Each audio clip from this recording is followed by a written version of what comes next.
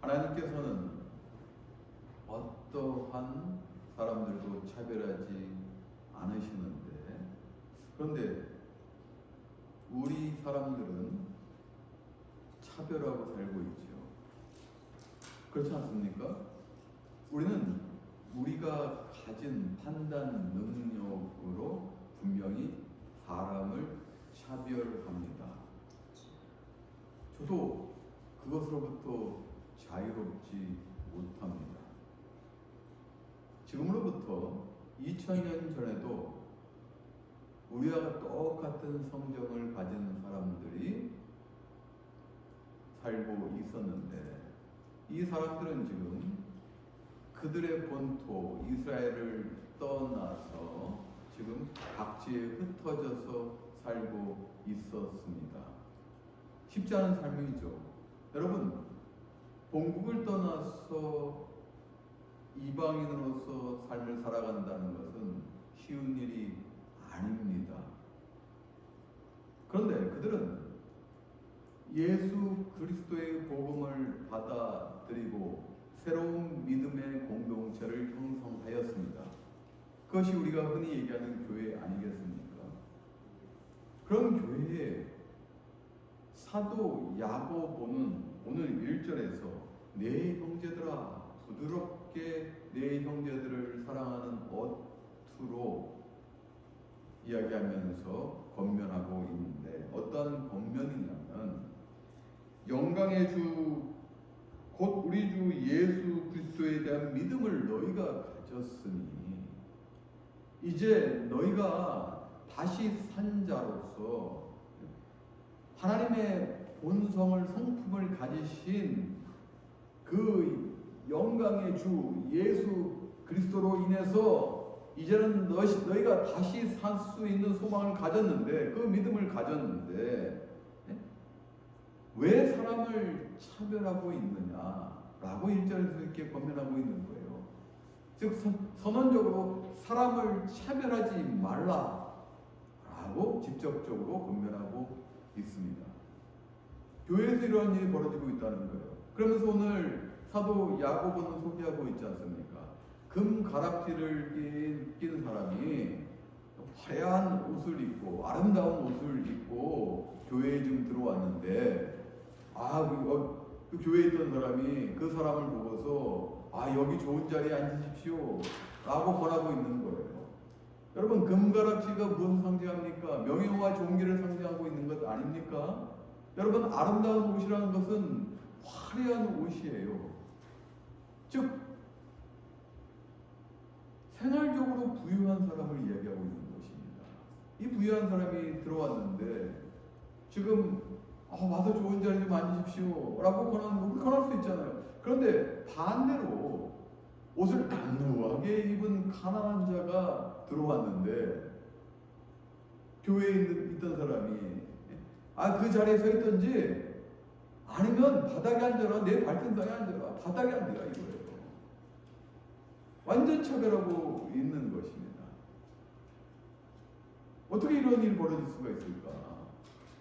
하나님 우리를 차별하지 않으세요. 그런데 우리 인간은 왜 이렇게 차별할까? 사도 야고보는 이 세상이 차별하더라도 교회는 그러면 안 된다는 것입니다. 여러분, 2000년 전에 지금 보면은 이 유대인들, 그 팔레스틴, 그 이스라엘 땅이지 않습니까? 거기에 최고의 공회가 있었는데, 그 사내들인 공회가 있었는데, 그 사내들인 공회의 의장은 제사장이었습니다. 대제사장이었어요. 이 제사장들은 사두개인들이 다 맡았습니다. 이 사두개인들은 정치적으로, 경제적으로, 종교적으로 차별하였습니다. 정치적으로는 당연히 예수 그리스도를 믿는 그 사람들을 억압하고 법정에까지 보내지 않았습니까? 법정까지 잡아 이끌지 않았습니까? 오늘 야고보도 이야기하지 않았습니까? 또 경제적으로도요. 그들은 성전을 통해서 많은 이득을 취했습니다. 성전세를 받고요. 물론 성경에서 물론 반세기를 받습니다만은 그것을 때도 환전을 통해서 또 이득을 취하고, 그리고 성전의 희생 제물을 직접적으로 운영하면서 그 공장이 있었어요. 북문 쪽에 공장이 있었습니다. 그 성전의 북문 그쪽에 공장이 있었어요. 거기서 흠 없는 이 제물을 바쳐야 되는데 흠 있는 것까지도 다 성전에서 팔면서 이득을 취했어요.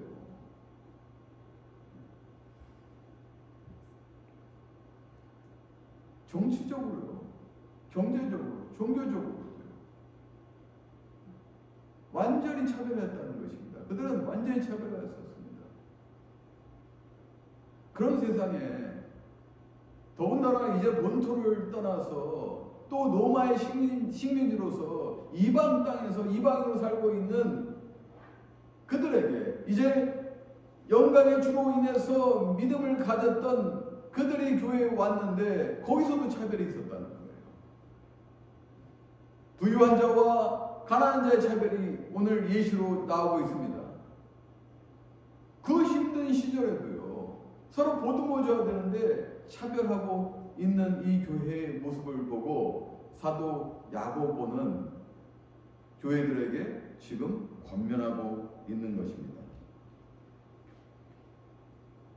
교회가 차별하는 것, 이게 2000년 전에만 있었을까요?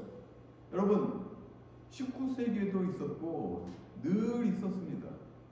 하나의 예를 들면은 우리 교단의 파운더이신 A.B. 심슨 목사님이 1979년도에 13가 장로교회 맨하탄에 있었습니다.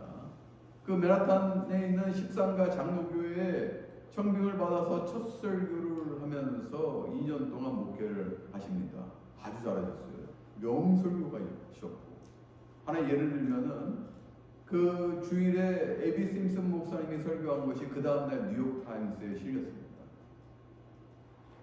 엄청난 설교가 뿐만 아니라 그 복음의 열정을 가졌던, 성교의 열정을 가졌던 분이에요. 그래서 그 크리스천 앤 미셔너리 얼라이언스를 뉴욕에 세우고 기독교 선교 연합 동맹이기도 하죠. 그걸 세우고 선교의 열정, 잡지 매거진도 내고요. 그 단체들을 만들면서 19세기의 무브먼트가 일어났었습니다. 선교에 대한 무브먼트가 뉴욕시티에서 일어났었어요. 그러니 그 복음의 열정을 가지고 목회를 하니 얼마나 교회가 좀 부흥됐겠어요. 가는 교회마다 부흥됐었습니다. A.B. 심슨 목사님. 엄청난 열정을 가지신 분이었어요. 그런데 맨하탄에 있는 13가 장로교회, 그 당시 맨하탄은 19세기에는 13가 14가 쪽의 중심지입니다. 나중에 계속 북쪽으로 개발이 되었습니다만 그쪽 중심인데, 그 13가 맨하탄 장로교회는 부자교회예요. 아주 부유한 사람들이 주로 다니는 교회입니다. 그런데 A.B. 심슨 목사님은 주로 이탈리아계 부두 노동자들에게 가서 전도를 했어요. 그때 풀턴 어시장에 이쪽에 피어 17 쪽 근처에 있었는데, 거기 가셔서 계속 전도를 하시고 부두 노동자를 전도해서 교회로 인도하셨습니다. 아주 가난한 사람들이죠. 차별받는 사람들이고요. 그런데요, 교회에서 왜 이렇게 남루하고 가난하고 누추한 사람들, 냄새나는 사람들, 이런 사람들을 자꾸 데리고 오느냐 라고 난리가 났었어요. 그 실제 있었던 일입니다. 그리고 그 교회에 자릿세가 있습니다. 자릿세, 그게 말이 됩니까? 이 자리도 얼마 자릿세가 있었어요. 부자교회다 보니까 이게 말이 안 되는 거예요, 교회에서. 그래서 A.B. 심슨 목사님이 이러한 교회의 모습을 보고 2년을 딱 목회하시고 교회를 사임하십니다. 이건 교회의 모습이 아니라 사임하시고요. 그리고 맨하탄에 태버너클 가스펠 처치를 그 목사님 4회를 포함해서 8명이 개척을 하는 것이 결국 우리 교단의 기초가 되는 것입니다. 이렇게 교단이 커졌거든요. 전 세계 80여 개국에 지금 엄청난 선교사님을 보내고 있어요. 세레미오 하면은 선교사님 모르는 선교사님이 없습니다. 이거예요. 인간은 늘 차별하려고 하는데 교회에서까지 차별하는 것은 이것은 죄입니다.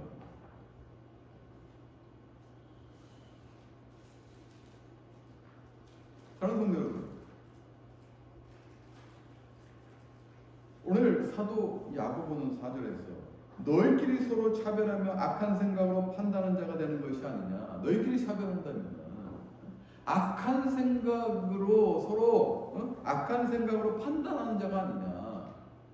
심판자라는 거예요. 악한 생각으로 사람을 판단한다는 것은 심판한다는 것입니다. 그것은 죄라는 것입니다. 악한 생각으로 사람을 심판하는 자가 될 것이냐. 교회에서 차별하는 것, 가난하다고 차별하고 또 다른 문제로 차별하고 이런 것이 너희 안에 이런 것이 지금 정상적인 것이냐? 사랑하는 성도 여러분, 하나님께서는 어떤 것도 차별을 하시지 아니하시는 긍휼의 하나님이세요. 여러분, 예수님께서 이 땅에 오셨을 때 어디 부자들 그 돈이 많으면 명예와 권세도 더 누릴 수도 있지 않습니까? 명예와 권세들이 있는 이 기득권층에 있는 사람들에게 찾아가셨습니까? 아니면은 가난한 자들에게 찾아가셨습니까? 힘들고 어렵고 병든 자들에게 찾아가셨습니까? 그렇다고 예수님께서 가난한 자와 힘들고 병들고 어려운 자들, 뭐 가부, 고아, 뭐 극빈자, 나그네들 다 이런 부류들 아니겠습니까? 예수님께서는 이런 사람들에게 찾아가셨어요. 그렇다고 가난한 자를 편애하는 건 아니에요. 가난한 자만 천국 간다는 건 아닙니다. 그건 잘못된 거예요. 왜 그러면 예수님께서 그러한 부류의 사람들에게 찾아가셨을까?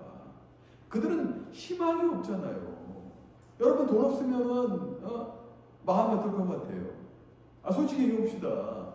물질이 없으면 우리 힘듭니까? 안 힘듭니까? 마음이 부유하지를 못해요. 그렇지 않습니까? 여러분, 물질적으로 어렵고 힘들고 아이 키우기도 어렵고 나 먹기도 힘들지만 또 아이 있다면은 얼마나 끔찍한 일입니까? 아이에게 먹이지 못하는 그 부모의 심정 여러분 아시잖아요. 저도 그런 시절이 살짝 있었어요. 참 마음 아파요. 아이에게 뭘 해주지 못할 때 진짜 마음 아픕니다. 그럴 때 마음이 부유할 것 같아요? 괴로워요. 막 찢어지는 그 심정 있잖아요. 막 분열되는 심정 있잖아요. 그런 거예요. 물질이 없으면. 하나님 그걸 알고 계시는 거예요. 우리 인간의 성격을 알고 계시는 거예요. 그들에게 찾아갔다는 것은 가난한 자를 편애하는 것이 아니라 그들이 얼마나 힘들어하고 있을까를 알고 계시는 거예요. 그래서 제가 긍휼의 하나님이라고 말씀하시는 거예요. 하나님께서 이 땅에 예수님 보내셨잖아요. 우리를 다시 살리시려고 예수님께서 오셨잖아요. 예수님께서 오셨는데 이 어렵고 힘들고 병들고 뭐 귀신 들리고 세상으로부터 조롱과 멸시를 받는 차별을 받는 그 사람들에게 찾아가서 그들을 회복시키시고 그들을 다시 세우잖아요. 너희는 차별받는 존재가 아니라 하나님께서 영광 가운데 창조한 영원한 존재들이라. 그러므로 가난한 자를 부욕해 하시는 그 긍휼의 하나님, 이거를 느끼셔야 된다는 거예요.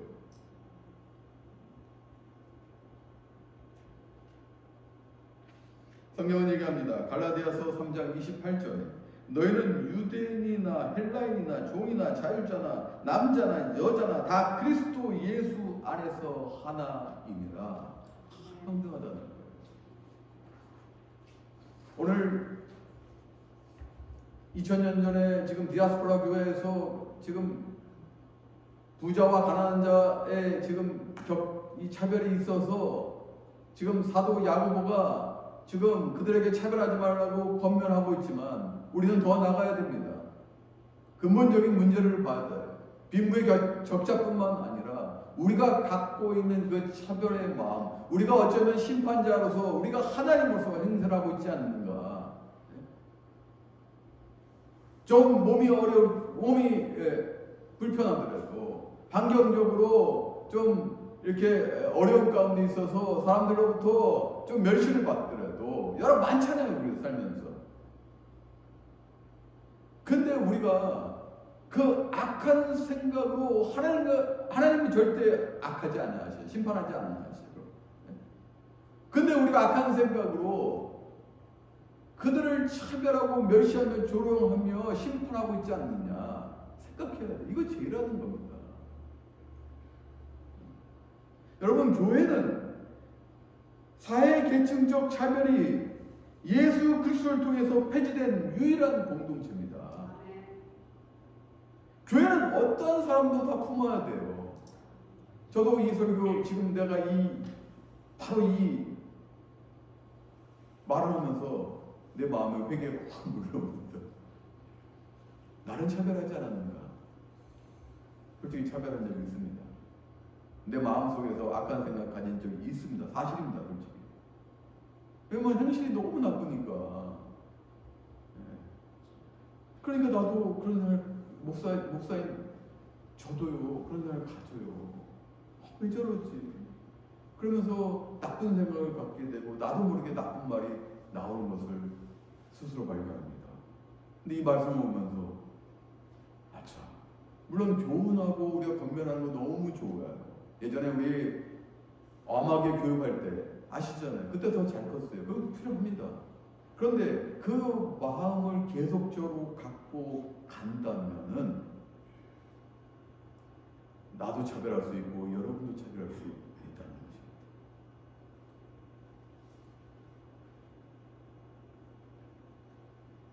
사랑하는 성도 여러분, 오늘 사도 야고보는 8절에서 최고의 법이, 성경이 얘기하는 최고의 법이 이웃 사랑하기를 내 몸과 같이 하라라고 레위기 19장 8절 말씀을 인용하여서 우리에게 교훈하고 있습니다. 이것이 최고의 법이라는 거예요. 이웃 사랑하기를 너의 몸과 같이 하라. 너의 이웃을 너의 몸과 같이 하라. 그런데요, 마태복음 22장 35절부터 40절까지 말씀 보면은 예수님도 같은 말씀을 하셨어요. 한 율법사 한 명이 예수님께 나와서 예수님을 시험하기 위해서 이런 질문을 합니다. 랍비요, 성경에서 가장 큰 계명이 무엇입니까? 그때 예수님께서 가장 큰 계명이 무엇입니까? 라고 그 율법사가 물어봤을 때 예수님이 뭐라고 말씀하십니까? 율법 중에서 어느 계명이 가장 크니까? 예수께서 이르시되 너의 마음을 다하고 목숨을 다하고 뜻을 다하여 주 너의 하나님을 사랑하라. 전심을 다해서 하나님을 사랑하라는 거예요. 율법사는 지금 깨를 내가지고요, 예수 그리스도께서 이 땅에 오셔서 힘든 자, 가난한 자, 병들고 억압받는 자를 위해서 나아가셨잖아요. 그런데요, 하나님을 사랑하는 거에서는, 유대인이 생각하는 것은 안식일을 지키고 하나님을 사랑하고 하는 것들은 그들의 생각에서는 이웃을 사랑하는 것과 좀 반목적인 부분이 있습니다. 안식일에 병든 자를 고친 그 예수 그리스도가 율법적으로 잘못한 거라고 판단하고 있었어요. 그리고 그 당시 개념으로서는 아프고 힘든 사람은 분명히 죄를 지었기 때문에 하나님께서 그렇게 보응하셨다는 그런 의식을 갖고 있었어요. 그런 죄인들과 함께 한다는 것은 하나님을 사랑하는 것은 거리가 먼 것이에요. 그래서 그 율법사는 그 예수를 시험하기 위해서 가장 큰 계명이 뭡니까? 만약에 너의 이웃을 사랑하면은, 아니 하나님을 사랑하는 것이 제일 큰 율법이 아닙니까? 그런데 만약에 예수님께서 너의 하나님을 사랑하라 라고 말씀하신다면은 이웃을 사랑하는 어떻게 된 것입니까? 그런 깨를 가지고 시험하려고 나온 것이에요. 근데 예수님께서 가장 큰 계명은 전심을 다해서 하나님을 사랑하라 그런데 22장 38절 말씀 보면은 이것이 크고 첫째 되는 계명이요. 39절 말씀 보면 둘째도 그와 같으니 너의 이웃을 너 자신과 같이 사랑하라 라고 말씀하셨어요. 너의 하나님을 전심을 다해서 사랑하는 것 같이 그와 같이 너의 이웃도 너의 몸과 같이 사랑하라. 즉 율법사는 꾀를 내서 예수 그리스도를 시험하러 왔는데 예수님께서는 두 계명을 얘기한 것이 아니라 한 계명을 말씀하고 계신 거예요. 이거예요. 오늘 야고보가 얘기하는 것, 너의 이웃을 너 몸과 같이 사랑하라는 것은 그와 같이 그 사랑하라는 것은 하나님을 사랑하듯이 하고 그와 같이 너의 이웃을 너의 몸과 같이 사랑하는 거예요. 이것이 최고의 법이라는 거예요. 예수님도 말씀하십니다. 이 두 계명이 곧 율법과 선지자의 강령이라 성경의 가장 큰 강령이라고 지금 말씀하고 계시는 것입니다. 여러분 율법을 대표하는 계명이 무엇입니까? 10계명 아니겠습니까? 1절부터 4절까지는 하나님에 관련된 계명이고 5절부터 10절까지는 인간의 윤리에 대한 계명이에요. 맞지 않습니까? 살인하지 말라, 부모님을 공경하라고 저렇게. 예? 그런데요 5계명부터 10계명은 인간에 관한 윤리지만 우리 잘 생각해 보세요. 이웃사랑 아니겠습니까? 지금 내 이웃들, 내 가족을 포함해서 내 이웃을 사랑하라는 거예요. 하나님께서.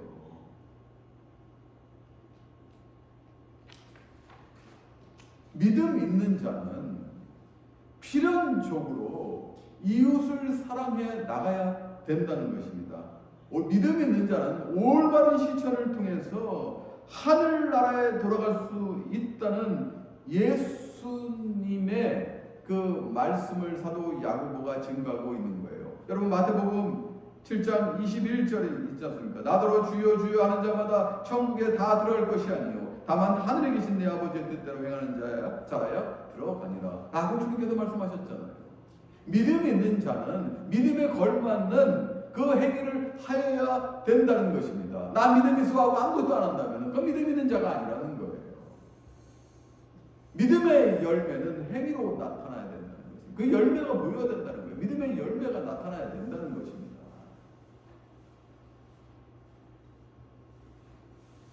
사랑하는 성도 여러분,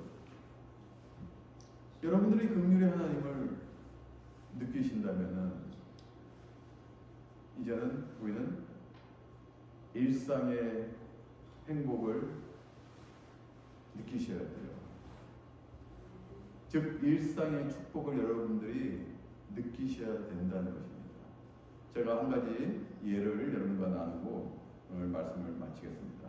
여러분 잘 아시는 가수 유열 씨, 이분이 2019년도에 폐섬유증을 진단받았다고 합니다. 이 폐섬유증은 어떤 병이냐면은 그 폐조직이 반복된 염증으로 딱딱하고 두껍게 변해 산소 교환이 어려워지는 질환이에요. 저도 한번 폐섬유증 환자를 봤는데요. 계속 기침하더라고요. 계속 너무 심각하게 기침하더라고요. 한번 제가 만나서 면담을 한 적이 있었는데요. 정말 심각한 병이더라고요. 그런데 이 가수 유열 씨가 이 폐섬유증 때문에 호흡을 할 수가 없으니까요. 너무 고통스러운 거예요. 너무 아픈 거예요. 그리고 하루에 8분, 9분밖에 제대로 뭘 기능할 수 있는 시간이 없다는 거예요. 그래서 2번의 일기를 썼답니다. 결국 2024년도까지 5년 동안 투병 생활을 했는데 이 가수 유열 씨가 이 기도를 했대요. 매일같이 기도를 했답니다. 근데 3가지 기도를 했는데 어떤 기도냐면은 가족이 눈 맞추며 함께 소박한 식사를 하는 것 첫 번째, 두 번째 아내와 함께 산책하는 것, 그리고 아들 축구 시합에 가서 직접 보고 응원해 주는 것, 참 소박하잖아요, 그죠? 큰 거 기도 안 하고 이 세 가지를 기도했답니다. 그리고요, 불안보다는 감사하며 기도하고 싶은 마음이 들었대요. 이 생명을 주관하시는 아버지 하나님께 감사하고 싶은 마음이 들었다는 거예요. 그렇게 아픈데요. 숨을 못 쉬어요. 하루에 8분, 9분밖에 기도를 못해서 그 시간에 일기를 적은 거예요. 이렇게 기도 제목을 막 적은 거예요. 그리고 이제 인터뷰 기사를 이제 제가 읽었는데 기자가 이렇게 물어봅니다. 투병 생활 중 가장 힘이 나는 말은 무엇인가요? 그러니까 첫째가 기도하고 있습니다라는 말이라는 거예요. 여러분 중요합니다. 기도하고 있습니다. 기도할게요. 그리고 진심으로 기도해야 돼요. 많은 사람들은 기도하겠습니다 하고 기도 안 합니다. 저도 사실 찔려요. 그런 적이 있기 때문에. 근데 제가 나중에 저도 보면 기도하겠습니다. 그게 생각나서 내가 실수했다. 기도하는 거예요. 즉시 기도하는 거예요. 여러분 기도하겠습니다 하면 꼭 적으시고 기도하십시오. 그 진심으로 기도해 주십시오. 이 가수 유열 씨는 기도하고 있습니다 라는 말이 너무 힘이 되었다는 거예요. 그러면서 그가 느꼈던 것은 함께 한다는 것과 같은 말이라는 것을 느꼈다는 거예요. 함께 한다는 것. 내가 지금 어렵고 이렇게 힘든 고통 가운데 있는데 당신과 함께하고 있다는 생각이 들었다는 거예요. 그리고 누군가 나를 위해 울어주고 아파하고 있다는 것, 그게 엄청난 위로가 되었다는 거예요. 그분의 마음이에요. 그걸 느꼈다는 거예요. 기도하고 있습니다. 나를 위해서 함께하고 울어주고 위로하고 아파하고 있다는 것, 그게 너무너무 힘이 되었다는 거죠. 2024년도 수술이 폐 이식을 결국 했습니다. 그 기적적으로 폐 이식을 했어요. 누가 장기 공여자가 나타나서 기적적으로 폐 이식을 수술을 했답니다. 근데 수술했는데 3, 4일 지난 후에 부정맥이 왔대요. 또 그래서 심정지가 있어가지고 또 중환자실로 들어가가지고 의식을 잃고, 그런데 다시 의식을 기적적으로 다시 차리고 나서 갑자기 그 의사한테 교수님 메모지 좀 주십시오. 유언장을 좀 써야 되겠습니다. 유언을 해야 되겠습니다. 그래서 쓴 것을 또 소개하겠습니다. 이렇게 썼어요. 아빠인 제가 좀 더 이른 나이에 그러지 못했음을 후회하면서 아이에게 제가 믿는 하나님을 경외하는 삶이 첫째가 됐으면 좋겠다고 썼답니다. 둘째로는 더욱 사랑하는 삶, 포용하고 배려하는 삶을 살았으면 좋겠다고 썼고요. 그리고 마지막에서는 누구에게나 못 받은 것보다 제가 돕지 못했던 것들만 떠올랐대요. 그래서 기회가 있을 때마다 나누라고 당부했답니다.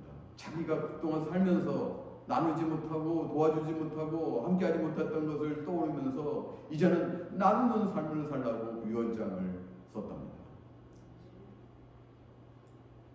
그리고 이제 그가 완전히 회복돼서 90% 회복돼서 아들의 중학교 입학식에서 학부모를 대표해서 축사를 했는데요. 이것도 너무 감동이었어요. 제가 읽어드릴게요. 이런 축사를 하였습니까? 그 1분인데 더욱 사랑하는 삶을 살고 기회 있을 때마다 나누는 삶을 사세요. 숨쉬고 앉고 서고 걷는 것, 잘 자고 깨서 가족과 눈을 마주치고 아침을 먹는 것, 학교 가는 것, 공부할 수 있는 것, 선생님과 친구들이 있는 것, 우리에게 주어진 모든 일상이 선물이자 은혜입니다. 일상에 감사하는 삶을 살기 바랍니다. 우리가 사는 흔한 일상이 누군가에게 너무도 간절하고 감사한 기적입니다. 그래서 제가 설교를 준비하면서 이 이야기를 보고 일상의 축복이라고 제목을 정한 것입니다. 나누고 살고 서로 기도하고 살고 그 일상이 얼마나 축복입니까? 그 소소한 일상 가운데 여러분 하나님께서 함께 하신다는 것, 기억하십시오. 그리고 긍휼의 하나님을 꼭 기억하십시오. 여러분들 다 죄로 인해서 죽을 수밖에 없는 인생이었지 않습니까? 그런데 예수 그리스도를 이 땅에 보내주셨잖아요. 믿기만 하면은요, 우리 다시 살아요. 이거 기적입니다.